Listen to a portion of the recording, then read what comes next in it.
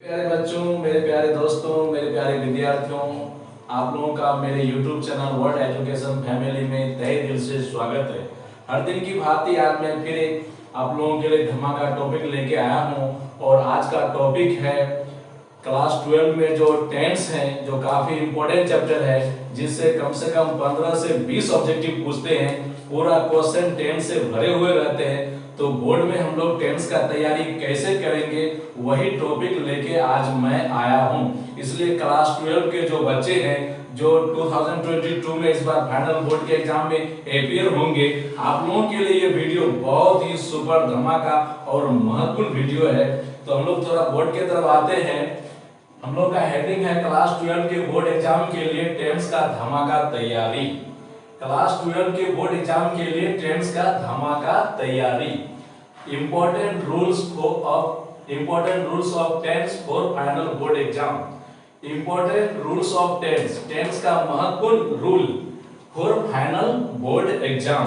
आप लोगों को बड़ा बेहतरीन अंदाज से टेंस का मैं तैयारी कराता रहा हूं, क्योंकि टेंस से जबरदस्त ऑब्जेक्टिव क्वेश्चन पूछते हैं। 15 या 20 ऑब्जेक्टिव क्वेश्चन सिर्फ टेंस से ही रहते हैं और टेंस का क्वेश्चन बड़ा ही सिंपल होता है। आप लोग चाहोगे तो 15 का 15 या 20 का 20, यानी टेंस के जितने भी ऑब्जेक्टिव क्वेश्चन रहते हैं पूरा का पूरा सॉल्व इजी वे में कर लेंगे।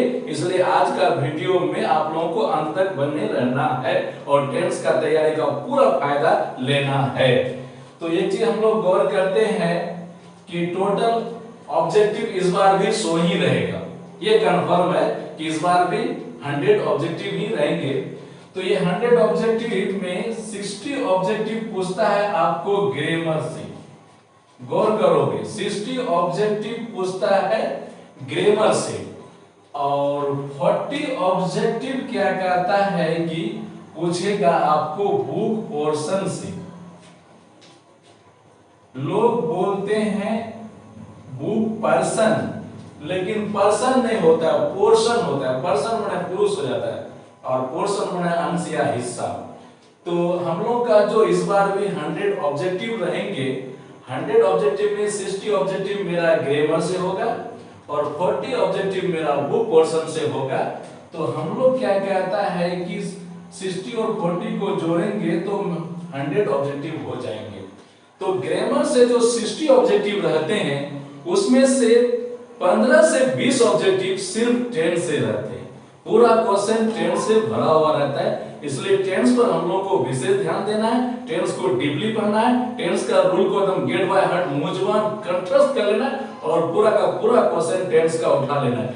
आप लोग गौर करेंगे, मैं तो एक टीचर हूं, पिछले 20 साल से इस क्षेत्र में लगा हुआ हूं। नरेशन का क्वेश्चन आप लोगों को महंगा पड़ेगा, लेकिन नरेशन के तुलना में और कुछ बाकी चैप्टर जो है ग्रामर का, उसके तुलना में टेंस बहुत आसान पड़ेगा। फ्रेज आप लोगों को बहुत महंगा पड़ेगा, प्रीपोजिशन आप लोगों को बहुत महंगा पड़ेगा, नरेशन वॉइस महंगा पड़ेगा, लेकिन उसके तुलना में टेंस बहुत आसान पड़ेगा। इसलिए टेंस पर विशेष ध्यान दोगे। और मैं आज आप लोगों के लिए एक से एक सुपर धमाका टेंस का इंपॉर्टेंट रूल्स इस वीडियो में लेके आया हूं, जो आप लोग अपने कॉपी में लिख लोगे तो बहुत ही अच्छा रहेगा। You will be benefited. तो अब हम लोग एक एक सुपर धमाका टेंस का रूल में आते हैं। एक नंबर रूल है, अगर सेंटेंस में last day, last night, last week, last month, last year, last Friday, last July, मैं डे में कोई भी ले लिया हूं, लास्ट मंडे, संडे, कोई भी डे हो सकता है। मैं मंथ में कोई एक मंथ ले लिया हूं, ऐसा नहीं कि खाली जुलाई होगा, सितंबर, अक्टूबर, कोई भी होगा। तो हम लोग लास्ट वर्ड को कॉमन में ले लेते हैं। लास्ट वर्ड को कॉमन में ले लेते हैं तो last day, last night, last week, last month, last year, Friday, July, etc हो तो उसमें वैसे सेंटेंस में V2 होगा और ये प्राय साल पूछते हैं। तो अगर सेंटेंस में last day, last night, week, month, year, Friday, July, etc रहे तो वर्ब V2 होगा। अब हम लोग एक एग्जांपल में आते हैं। Mohan dot dot dot to Patna last month. Mohan dot dot dot to Patna last month. अब यहाँ एक ऑप्शन रहेगा, पहला ऑप्शन वो गो भी दे सकता है, दूसरा ऑप्शन गोज, क्योंकि सिंगुलर सब्जेक्ट के साथ V5 होता है, आपको गोज भी दे सकता है। सी नंबर वो दे देगा विल गो, डी नंबर दे देगा आपको वेंट। तो रूल हम लोग का कहता है last month, last year, last Sunday, last Friday, last कुछ भी रहे लास्ट करके, लास्ट मतलब होता है गत यानी बीता हुआ, वो हो गया आपका पास्ट टाइम। ये सारे पास्ट टाइम है और पास्ट टाइम में सिंपल पास्ट टेंस का वर्ब V2 होता है। तो यहाँ गो V1 नहीं होगा, गोज नहीं होगा, क्योंकि गोज हो गया प्रेजेंट वर्ब और यहाँ मेरा टाइम पास्ट है। विल गो हो गया फ्यूचर, ये भी नहीं होगा। यहाँ इसका एग्जाम्पल डी नंबर होगा, क्योंकि गो का V2 हम लोगों का वेंट होता है।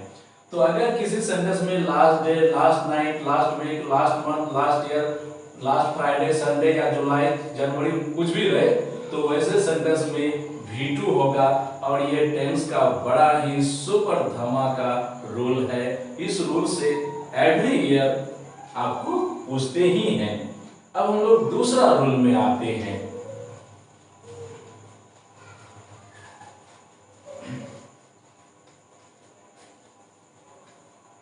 टू नंबर रूल में अब हम लोग आते हैं, बड़ा बेहतरीन तरीका समझाने का, बहुत सुपर धमाका टॉपिक। अब हम लोग लास्ट वर्ड के जगह नेक्स्ट वर्ड कर देंगे। लास्ट वर्ड के जगह अब हम लोग नेक्स्ट वर्ड कर देंगे। नेक्स्ट मतलब अगला, आने वाला, और लास्ट मतलब बीता हुआ। तो हम लोग नेक्स्ट वर्ड ले लेते हैं। नेक्स्ट से फ्यूचर टाइम का बोध होता है और लास्ट से पास्ट टाइम का बोध होता है।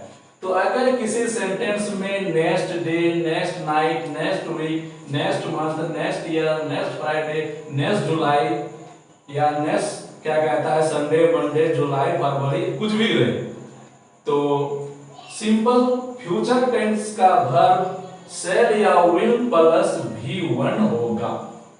अगर नेक्स्ट कह के आपको रहे, नेक्स्ट मंथ रहे, नेक्स्ट ईयर रहे, तो वहां पे आपको सिंपल फ्यूचर टेंस का वर्ब शैल या विल प्लस V1 होगा। तो अगर नेक्स्ट डे रहे, नाइट रहे, वीक रहे, मंथ रहे, ईयर रहे, फ्राइडे कुछ भी रहे, तो सिंपल फ्यूचर टेंस का वर्ब शैल या विल प्लस V1 होगा। अब हम लोग एग्जाम्पल आते हैं। My son dot dot dot in the army next year. मेरा बेटा अगले साल सेना में भर्ती होगा। ये नंबर ज्वाइंट्स, चूंकि सिंगुलर सब्जेक्ट के साथ V5 हो सकता है। B number join, C number will join, D number joining. तो मेरा बेटा अगले साल सेना में भर्ती होगा। तो माई सन तो ज्वाइंट्स नहीं होगा, क्योंकि ये V5 हो गया, सिंपल प्रेजेंट टेंस का वर्ब। ज्वाइंट नहीं होगा, क्योंकि ये सिंपल पास्ट टेंस का verb V2। Joining direct V4 होता नहीं है टेंस में, M-R के बाद V4 होता है, इसलिए इसका सही एग्जाम्पल सी नंबर है। बड़ा बेहतर, बहुत सिंपल तरीका टेंस समझने का, उतना टेंशन नहीं लेना है, बिंदास होकर टेंस समझना है, कोई हार्ड नहीं है। My son in the army next year, तो my son will join in the army next year. मेरा बेटा अगले साल सेना में भर्ती होगा। बहुत अच्छा। अब हम लोग नेक्स्ट रूल में आते हैं। बहुत सिंपल, कोई दिक्कत नहीं, कोई झोझाल नहीं, आप लोग नोट भी कर लोगे। और मैं बहुत स्लो प्रोसेस से जा रहा हूँ और सिंपल वे में जा रहा हूँ, कोई हाई फाई नहीं, कोई दिक्कत नहीं, आपको कहीं पे कोई कंफ्यूजन नहीं होगा। कह रहा है कि अगर सेंटेंस में नेक्स्ट डे हो, नेक्स्ट नाइट हो, नेक्स्ट वीक हो, नेक्स्ट मंथ हो, ईयर हो, फ्राइडे हो, जुलाई हो, तो उसमें सिंपल फ्यूचर टेंस का वर्ब सेल या विल प्लस V1 होगा। और ये बात आप लोग गौर कर लोगे, टेंस का क्वेश्चन में ना डेफिनेशन पूछता है, ना आइडेंटिफिकेशन, ना रूल, ना नियम, ना शॉर्ट क्वेश्चन, ना लॉन्ग क्वेश्चन, ना थ्योरी। ग्रामर का क्वेश्चन सब्जेक्टिव टाइप का होता ही नहीं है। टेंस में सिर्फ पूछता है फॉर्म ऑफ वर्ब, वर्ब का रूप बताने के लिए टेंस का में पूछते हैं। अब हम लोग रूल नंबर 3 में आते हैं। अगर सेंटेंस में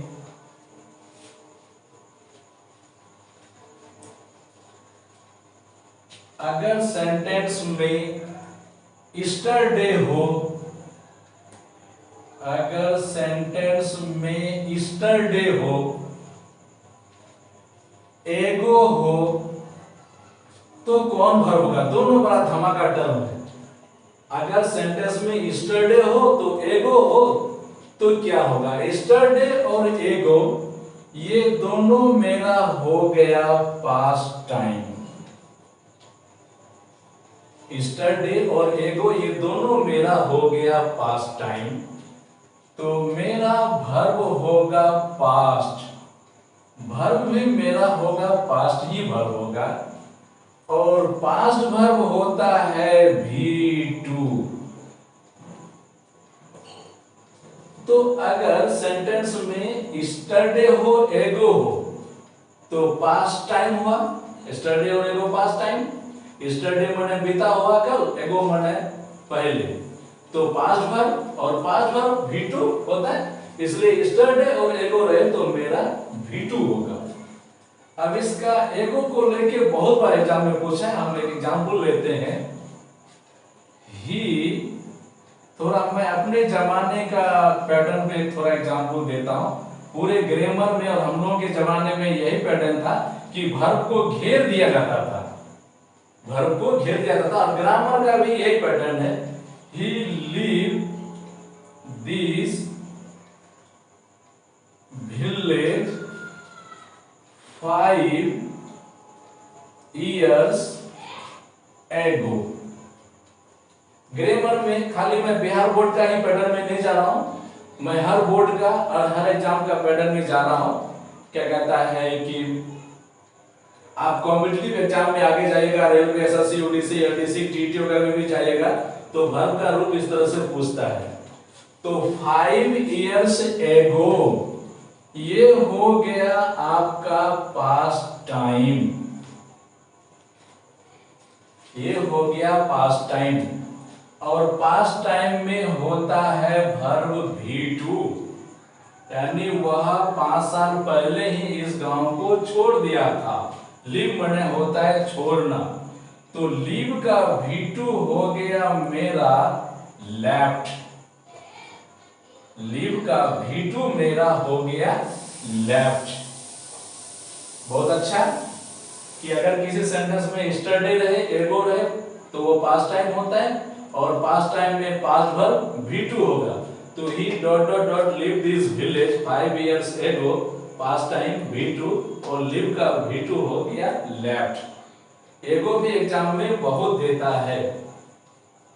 अब हम लोग आते हैं रूल नंबर 4 में। हम लोग 3 लिखना थोड़ा मिस कर गए थे, अब हम लोग रूल नंबर 4 में आते हैं। 3 लिखना मिस कर गए थे। अब हम लोग लिखते हैं, अगला एग्जाम्पल में आते हैं। अगर सेंटेंस में टुमारो रहे तो क्या होगा? TOMORROW। अगर सेंटेंस में टुमारो रहेगा तो कौन वर्ब होगा? टुमारो मतलब आने वाला कल, दैट मीन्स ये हो गया आपका फ्यूचर टाइम। फ्यूचर टाइम, तो यहां वर्ब हो जाएगा सिंपल फ्यूचर टेंस का शैल या विल प्लस V1 होगा। तो टुमारो रहने से वर्ब क्या होगा? तो टुमारो मतलब आने वाला कल, टुमारो मतलब आने वाला कल, तो आने वाला कल दैट मीन्स फ्यूचर टाइम। तो सिंपल फ्यूचर टेंस का वर्ब हो जाएगा शैल विल प्लस V1 होगा। अब हम लोग एक बोर्ड एग्जाम में आते हैं कि बोर्ड में इसे कैसे आएगा। तो बोर्ड में आएगा आपको Mohan dot dot dot home tomorrow. Mohan कल घर जाएगा। तो यहां हम गोज दे दिए क्योंकि वो क्वेश्चन सेटर दिमाग लगाएगा कि भाई सिंगुलर सब्जेक्ट के साथ डिवाइड होता है। B number will go, C number went, D number gone.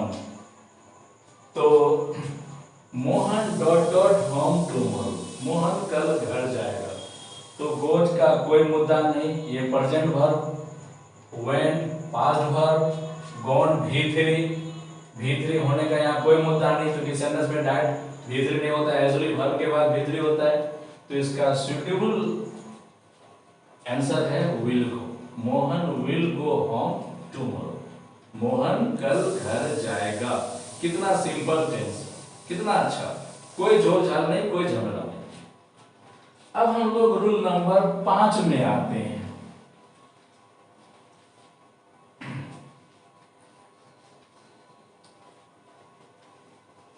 अब हम लोग रूल नंबर 5 में आते हैं।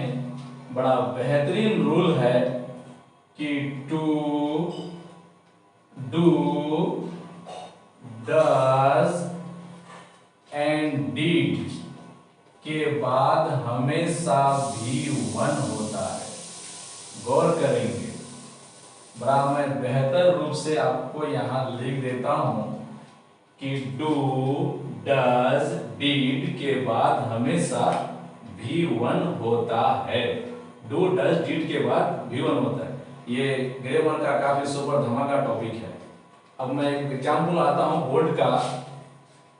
माई brother did not dot dot dot her. ये क्वेश्चन 2018 में साइंस और कॉमर्स वाले को पूछे थे। My brother did not dot dot हर।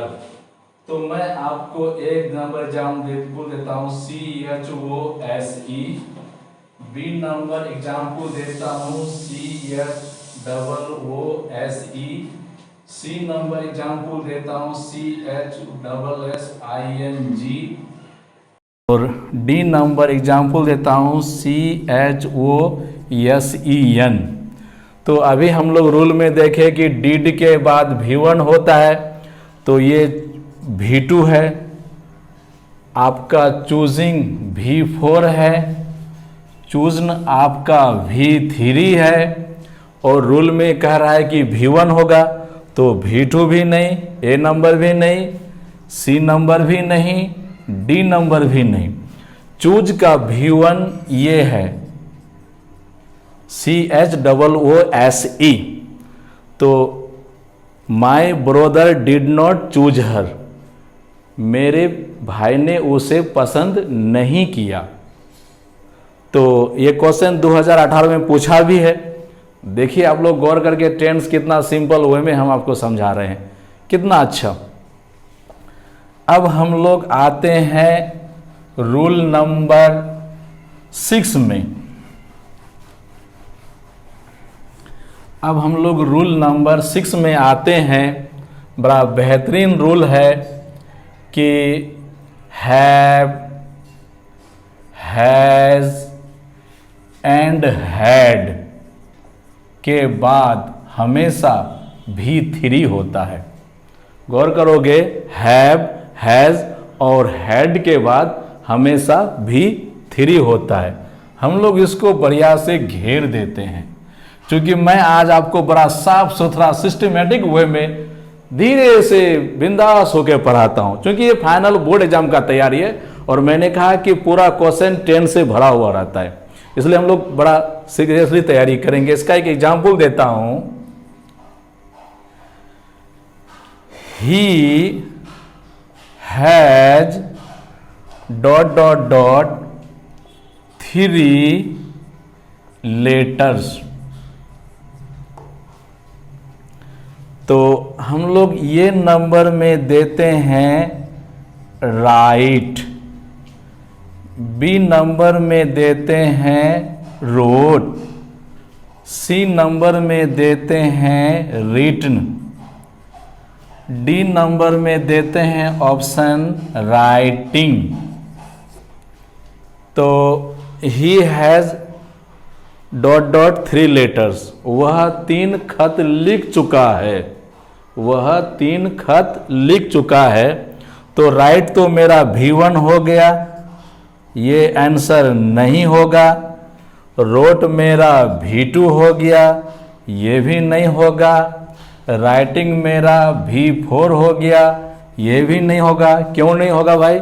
क्योंकि रूल कह रहा है कि हैव, हैज और हैड के बाद V3 होता है, तो V3 रूप मेरा C नंबर है। बहुत आसान टेंस। तो हैव और हैज और हैड के बाद हमेशा V3 होता है। अब हम लोग नेक्स्ट रूल में आते हैं।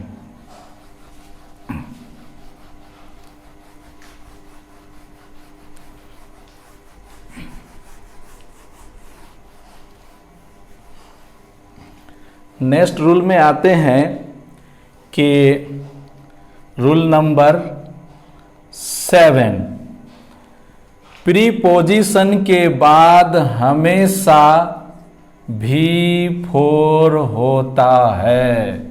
ये ग्रामर का बहुत ही सुपर धमाका टॉपिक, गौर करोगे। प्रीपोजिशन के बाद हमेशा V4 होता है। ये बहुत ही ग्रामर का धमाका टॉपिक है। जैसे अब तक एग्जाम मेथड से दिए, अब हम ट्रांसलेशन मेथड से देते हैं। मैं विभिन्न वे में बच्चे को समझाता हूं और एग्जाम्पल देता हूं।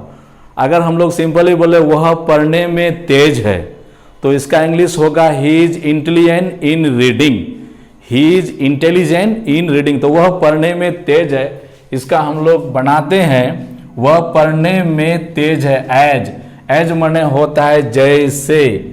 वह पढ़ने में तेज है। He is intelligent, he is intelligent in read नहीं होगा, रीड्स नहीं होगा, रीडिंग। इन हो गया मेरा प्रीपोजिशन, PREP शॉर्ट में, और रीडिंग हो गया मेरा V4। तो वह पढ़ने में तेज है, he is intelligent in reading. तो प्रीपोजिशन के बाद V4 होता है। ग्रामर का बहुत अच्छा टॉपिक। उसी तरह से एक दूसरा एग्जाम्पल देते हैं। बोलने से पहले अच्छी तरह सोच लो। बहुत अच्छा, बोलने से पहले अच्छी तरह सोच लो। तो बोलने से पहले अच्छी तरह सोच लो, इसका एग्जाम्पल देते हैं थिंक वेल। अच्छी तरह सोच लो। बिफोर स्पीक नहीं होगा कभी जिंदगी में नहीं, before speaking. Think well before speaking.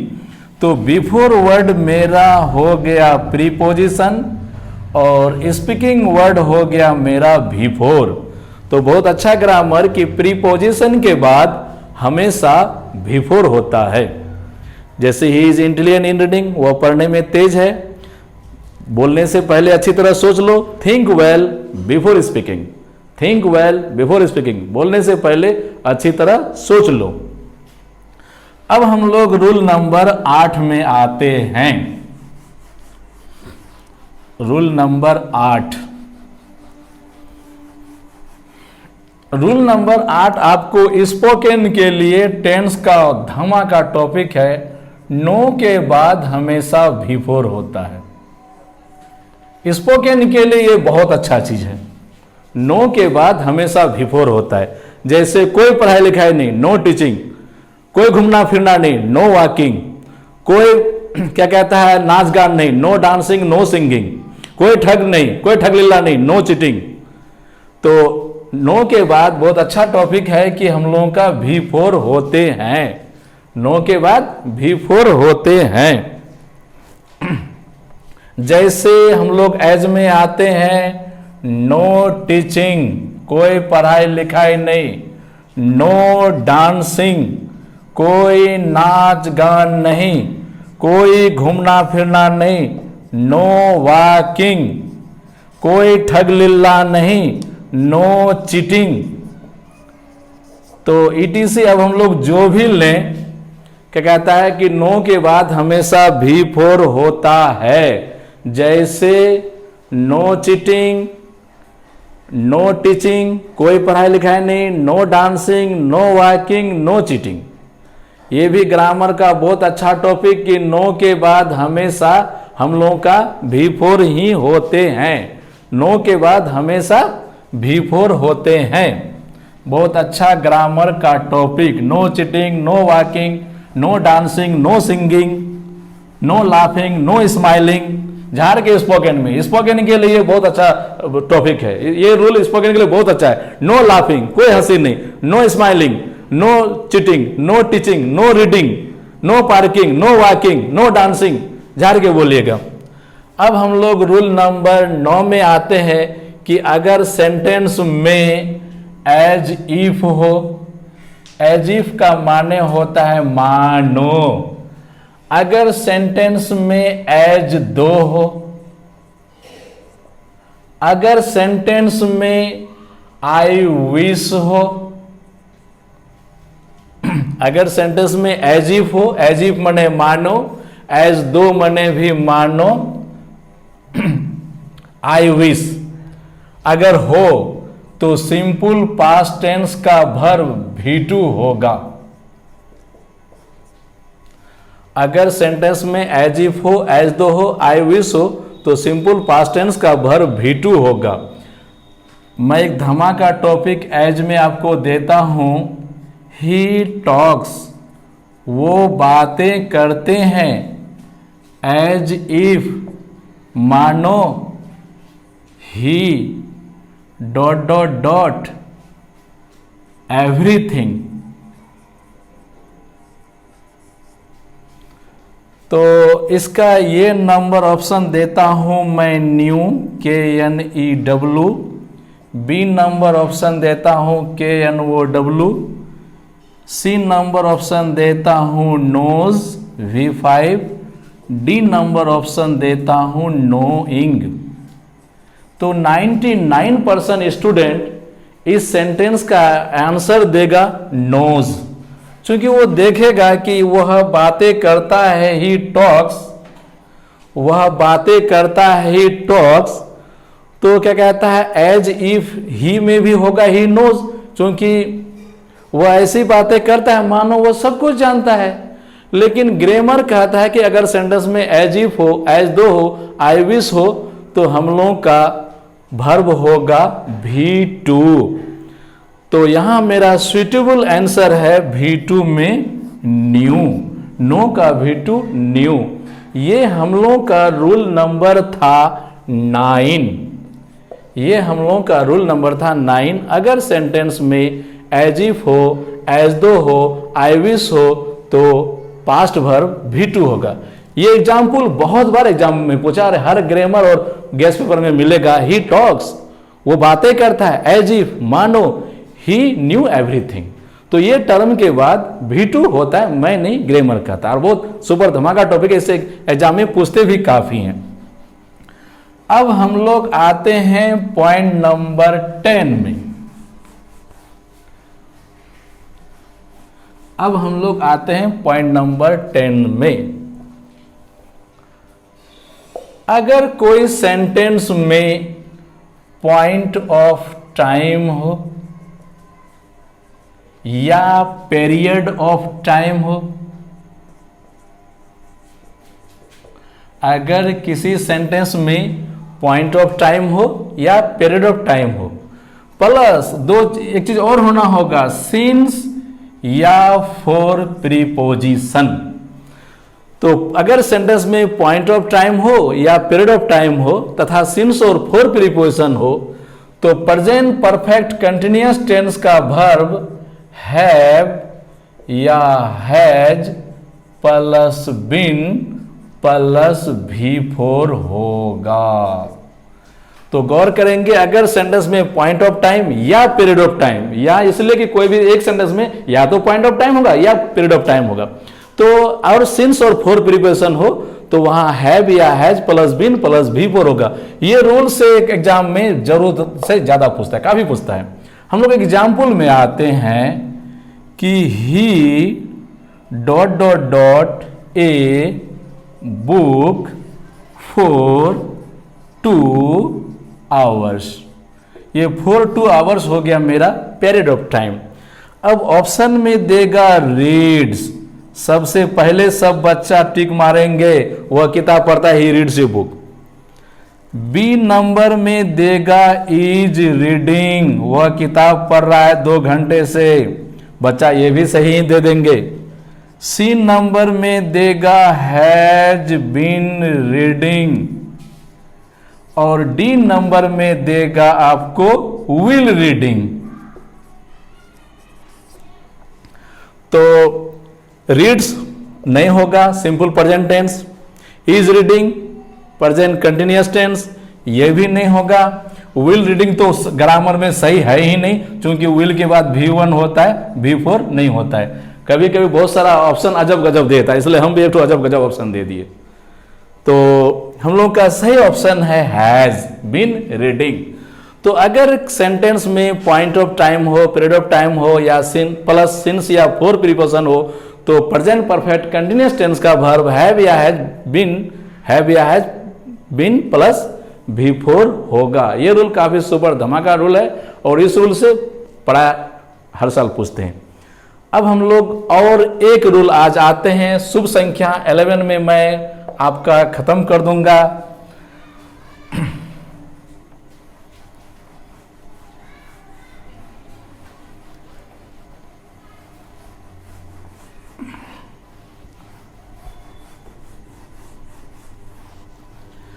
अब हम लोग आते हैं 11 रूल में। एक सिंपल सा रूल देते हैं कि model auxiliary verb, model auxiliary verb के बाद हमेशा V1 होता है। गौर करेंगे, मॉडल ऑक्सिलरी वर्ब्स के बाद हमेशा V1 होता है। अब सवाल है कौन कौन मॉडल वर्ब है? टोटल मॉडल वर्ब 13 है। Can, could, may, might, shall, should, will, would, must, ought to, used to, need and dare, ये 13 मॉडल वर्ब है। और मॉडल ऑक्सिलरी वर्ब के बाद हमेशा V1 का प्रयोग होता है। हम लोग एग्जाम्पल में आते हैं, एज में मोहन कैन लिफ्ट या कैरी दिस हैवी बॉक्स।